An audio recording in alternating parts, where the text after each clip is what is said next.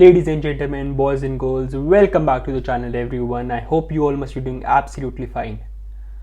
So just because अभी lockdown चल रहा है एंड अनफॉर्चुनेटली हमारे पास कुछ भी करने के लिए नहीं है, इसलिए मैंने सोचा कि मैं अपनी गाड़ी का रिव्यू बनाता हूँ. इवन तो मुझे पता है कि बहुत सारे रिव्यूज़ अवेलेबल है, but all most of them are just automobile journalist के interview, and this will be sort of an ownership review. So let's get started, and it's a request यार, please subscribe कर देना channel को and do like this video as well.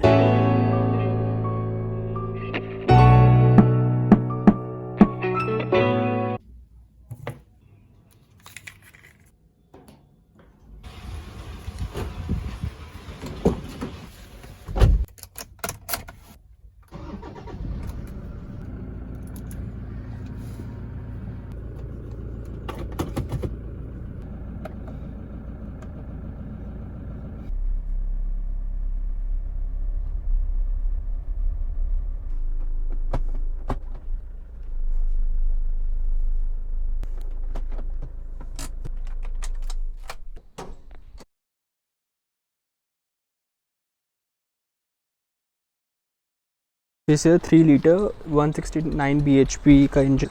So these are 265 65 R17.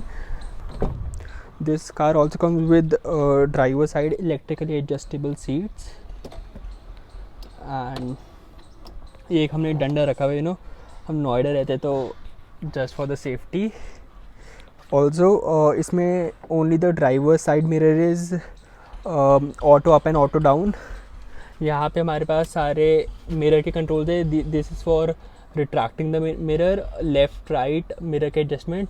This is for the headlamp washer. ये हमारा है for the fuel lead. ये हमारा bonnet के लिए. This is for the brightness of the instrument cluster. Then this का comes with I guess a 5-speed automatic gear box.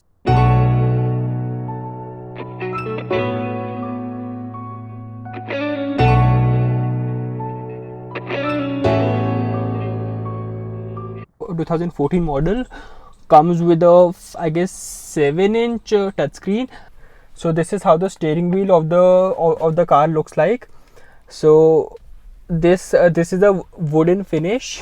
और यहाँ पे हमारे सारे इसके इंफोटेनमेंट स्क्रीन के सारे कंट्रोल्स दिखाते हैं. यहाँ पे कॉल पिक एंड ड्रॉप का, यहाँ पे mode whether you wanted to in the FM या ब्लूटूथ है, जिसमें भी यहाँ पे चैनल चेंज करने के लिए, यहाँ पे वॉल्यूम के लिए.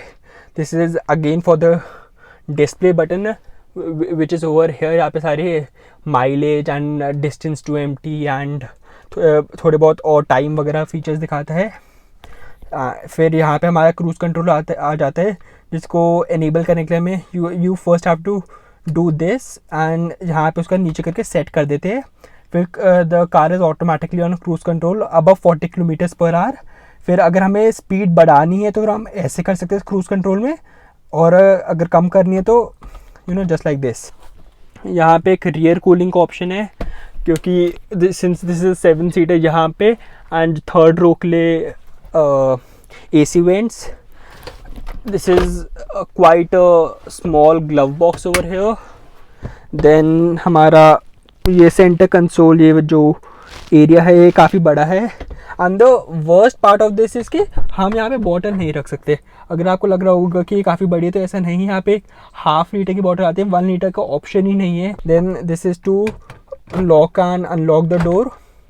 This is for rear windows के लिए लॉक एंड अनलॉक है. फिर this wooden finish over here and ये जो क्वालिटी है हमारे इन नॉब्स की, it is spectacularly good. And हमने हॉर्न भी इसका चेंज करवाया है, तो फिर अभी मैं आपको वो भी सुना के दिखाऊंगा once I get out of the car.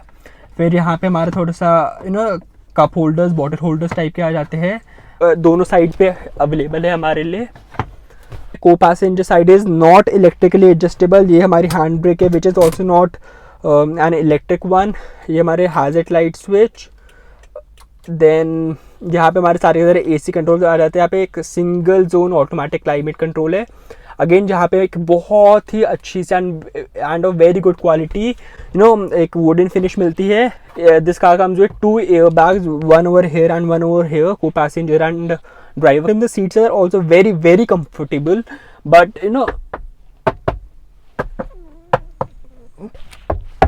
यहाँ पे डोर पैनल पे एंड हर जगह पे बहुत ज़्यादा हार्ड प्लास्टिक यूज़ करे गए हैं।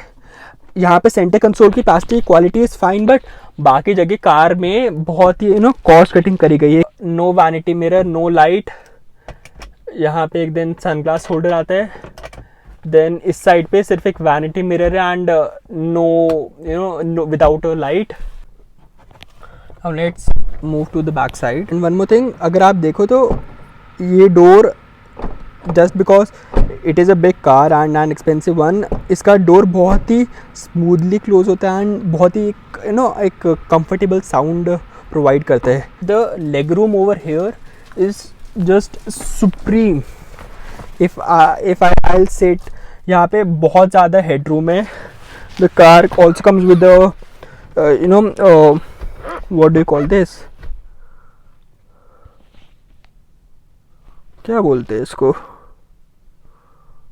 with a hand rest।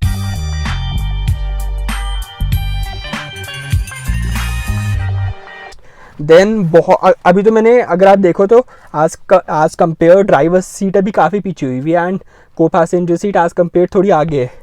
अभी भी हमारे पास दोनों के लिए बहुत बहुत बहुत स्पेस है आगे, और फिर भी यहाँ पे हम लोग बहुत ही आराम से बैठ सकते हैं। And the rear seat is the USP of this car. So what my mom use to do is कि while we are on a road trip, my mom keeps one leg over here and मेरा तो पैर जा नहीं रहा, otherwise उनका चल जाता है, and second one over here. So उनके लिए तो एक बिल्कुल बेडरूम बन जाता है यहाँ पे। By the way all of the seats are adjustable, so आप इसको रिक्लाइन कर सकते हैं एंड देन इसको जहाँ से you have to do this, then there's this entry into the third seater. So अब and the again one more thing, यहाँ पे भी हमारे पास एक ऑप्शन है कि हम लोग इसको थर्ड सीट को भी हम रिक्लाइन कर सके, so it becomes all the way more comfortable. And frankly speaking, अभी अगर जैसे मैंने थोड़ी सी ये वाली सीट आगे करी हुई है एंड ये वाली इवन तो पीछे है, यहाँ पे भी एक कोई एक बच्चा यहाँ पे बैठ सकता है, बट ओवर हेयर यहाँ पे कोई एक एडल्ट भी बैठ सकता है, एक इन केस अगर ये सीट आगे कर दी जाए। एट द सेम टाइम अगर ये आगे भी करी जा रही है तो भी जो सेकंड सीट पे जो पैसेंजर बैठे है उसके पास बहुत बहुत स्पेस है कि कंफर्टेबली बैठ सके।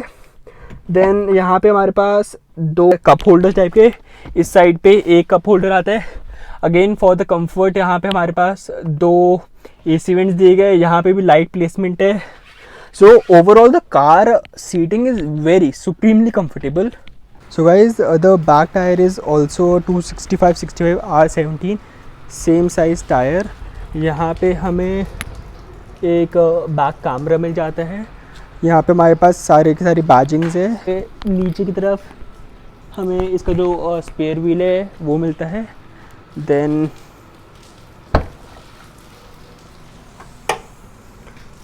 this is the boot space of the car when all the seats are folded up. So अगर देख रहा है तो जनरली 7 सीटर्स में अवेलेबल स्पेस होता नहीं है, बट यहाँ पर अगर हम 1-2 दिन के लिए अगर लेट से में और डांट कहीं जा रहे हैं तो फिर उनका हम दोनों का सामान भी बहुत इजीली आ जाते हैं। So we don't have to fold the seats. Then अगर हम जहाँ से इसको रिक्लाइन करते हैं सीट को, then this seat tumbles down and then हम उसको ऊपर इस जगह पे हैंग कर देते हैं। So this is how the car looks from the very behind. So guys, अब मैं आपको इस कार के थोड़े से प्रोज एंड कॉन्स बताना चाहूँगा जो मैंने as in my family as the owner of this car जो हमने फील करे है। I will start with the pros. So the first the positive thing is कि the seats are supremely comfortable. Supremely मतलब इससे कम, अगर आप दिन के अगर आप 1000 किलोमीटर भी कर रहे हो, लाइक 12-15 घंटे की भी आपकी जर्नी हो रही है, तो भी आप इसमें थकोगे नहीं। इन केस आप एक नॉर्मल हाईवे पे you are cruising through. Then the second thing is considering the size of the engine and the size of the car, the vehicle gives perfect, like ठीक ठाक माइलेज दे देती है। आपको सिटी में 8-9 का मिल जाता है, एंड अगर आप जस्ट आप क्रूज कर रहे हो हाईवे पे 90 के आसपास पे, तो आपको 10-11 का भी मिल सकता है अगर आप ठीक से ड्राइव करो। So as I showcase you, यहाँ पे जो इसका जो सर वुडन फिनिश दिया गया है, this is very good, like full marks to Toyota for providing the driver with the comfort. तो गाइस अब थोड़े से इसके नेगेटिव्स पे आ जाते हैं। First I would like to clarify one thing कि the target customers of this car, उन्हें इन चीज़ों से फ़र्क नहीं पड़ता कि जो अभी मैं नेगेटिव्स आपको बताना चाह रहा हूँ, ये मैं सिर्फ इसलिए बता रहा हूँ क्योंकि हमें कंपैरिजन सॉर्ट ऑफ भी है ये with with its rivals of like the Isuzu MU-X and the Endeavour and the Kodiaq वगैरह। So the first one is no sunroof over here. Toyota पता नहीं, उनकी कैमरी पहली कार आई है जिसमें 40-45 लाख्स में, एक्सेप्ट फॉर लैंड क्रूजर तो अलग हो गई, जिसमें सनरूफ आती है। Then the second thing is the quality of materials, the quality of the dashboard over here and the centre console की स्टिल डिसेंट है, बट यहाँ पे आपको कहीं पर भी बहुत ही हार्ड प्लास्टिक मिलते हैं। Even the quality is fine, but still the quality the hard plastics है बहुत ज़्यादा। Then the third one is not really a negative thing, but the thing is कि just because एक ladder frame chassis है, तो इसलिए the car glides over all the potholes and everything, but the fact over here is कि जो car है वो ऐसे होती है। अगर आपने कभी भी कोई कार कोई कैसी एंडेवर फॉर्च्यून चलाई है जो लैडर फ्रेम शाशी पे बेस्ड है, तो अगर आप समझ रहे होगे क्या कह रहा हूँ मैं, कि ऐसे मूव करती है कार, तो ये एक बहुत बड़ा तो खैर नहीं, बट एक everything has two, every coin has two sides. तो इसका पॉजिटिव है कि the car glides over potholes like anything, but ये कि ऐसे मूव करती है आपकी कार। then the third one is the features। यहाँ पे अगर आप देखो एक बहुत ही बेसिक डिस्प्ले मिलता है इस कार में। मैं आपको अगर एक बार स्टार्ट करके दिखाऊँ, ये आपको यहाँ पे एक नॉर्मल डिस्प्ले है। आप देखो तो बहुत ही ज़्यादा there is this lag which you can feel over here, so not the best, but at the same time ये जो buttons की क्वालिटी है, it is, you know what I mean, at the same time ये जो सारे buttons है, all of these things over here, this and all of this wooden thing is supremely nice। so unfortunately मैं एक part पे video बनाना भूल गया जो बहुत ही इंपॉर्टेंट था, द ड्राइवेबिलिटी पार्ट। सो अब मैं इसको फिर से, अभी मैं उसी लोकेशन में बैठा हुआ और मैं इसको फिर से शूट कर रहा हूँ इस पार्ट को। So considering the drivability thing, I guess this is a 5-speed automatic gearbox 4x2। The gear shifts are smooth except for, जो मुझे जो सबसे ज़्यादा फील होता है वो है कि जो फर्स्ट गियर से सेकेंड गियर में जाते हैं तब दिस हल्का सा झटका सा लगता है कि you feel that thing।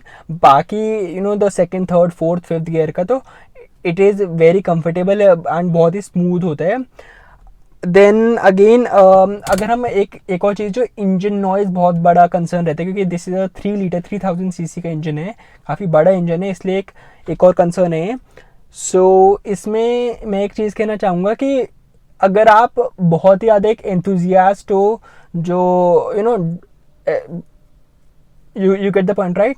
So अगर आप वैसे गाड़ी चलाते हो तो एक गाड़ी ऑब्वियसली नॉइस करेगी। एंड अगर जैसे मतलब I am not the most enthusiastic car guy over here, so मैं मतलब नॉर्मल ड्राइव करता हूँ। सो उसमें क्या रहता है कि अगर हम बहुत ही तेज़ पिकअप ले कार का, तो फिर आपको ऑब्वियसली इंजन नॉइज अच्छे से सुनाई देगी, इवन दो ये जो the windows are quite thick and very good insulated, but still आपको नॉइज आपको आवाज़ आएगी कार के इंजन की। 2 months back we went to वहाँ Amritsar, and we were cruising at like 125. I was the one who was driving the car, but still वहाँ पे engine में कोई भी नॉइज़ नहीं थी, and the RPM meter was I guess around 1600, 1700, 1800 RPM के आसपास था।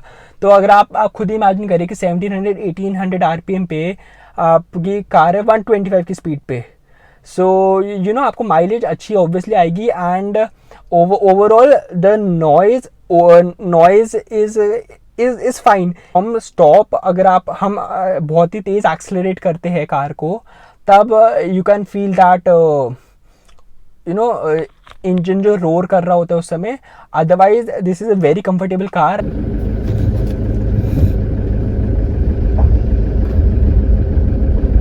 सो गाइस, अगर आप अभी देख रहे हो तो इस कार का turning radius is also perfectly fine, and इसमें ऐसे सिटी में कुछ बहुत ज़्यादा प्रॉब्लम आती नहीं है कि अगर इफ वील इमेजिन कि अगर इतनी बड़ी कार है तो फिर सिटी में ड्राइव करने में प्रॉब्लम आएगी। एंड इसका जो स्टीयरिंग व्हील है वो भी बहुत लोग कहते हैं कि just because it is a hydraulic power steering wheel की हैवी है, लेकिन एक सिंगल हैंड से भी घूम सकते हैं, even though it is not advisable, but कुछ लोगों को आदत होती है, तो फिर it is very comfortable in that sense as well. So this was my ownership review of the car. I hope आपको अच्छा लगा हो ये रिव्यू। एंड अब ये तो रिव्यू हो गया, एंड अब लॉकडाउन में अभी भी हमारे पास कुछ करने के लिए नहीं है, तो मैं अब आप एक बार कमेंट्स में प्लीज़ बताइएगा कि मैं कैसे वीडियो बनाऊँ, क्या कि does a used Toyota Fortuner make sense. क्योंकि बहुत सारे मेरे फ्रेंड्स हैं जिनको मैं जानता हूँ, मेरे फैमिली मेम्बर्स हैं, मेरे डैड को खुद ये वाला जो डिज़ाइन है द 2016 से पहले वाला डिज़ाइन उन्हें अच्छा लगता है। एंड बहुत लोगों को उतना बजट नहीं होता 35-40 लाख का कि वो लोग अफोर्ड कर सके। सो क्या आप चाहेंगे कि मैं एक यूज टोयोटा फॉर्च्यूनर पे एक रिव्यू बनाऊं, तो प्लीज़ कमेंट में बताइएगा। एंड अब मैं इस वीडियो को एंड करना चाहूँगा। So with this, thank you for watching this video. And please यार गाइज, अभी अगर आप देख रहे हो तो मैं बिल्कुल से पसीने में बैठा हुआ हूँ, क्योंकि मैं AC ऑन करूँगा तो आवाज़ होगी एंड बहुत शोर होगा। अभी बाहर मैं इसलिए नहीं खड़े हो सकता क्योंकि बाहर ऑलरेडी शोर हो रहा है। सो प्लीज़ गाइज, वीडियो को लाइक कर देना, बहुत मेहनत लगी है इस वीडियो को बनाने में भी, एडिटिंग अभी पूरी करनी है। And please subscribe to the channel as well. And with this I would like to end this video, and I'll see you guys in the next one. Till then, bye bye.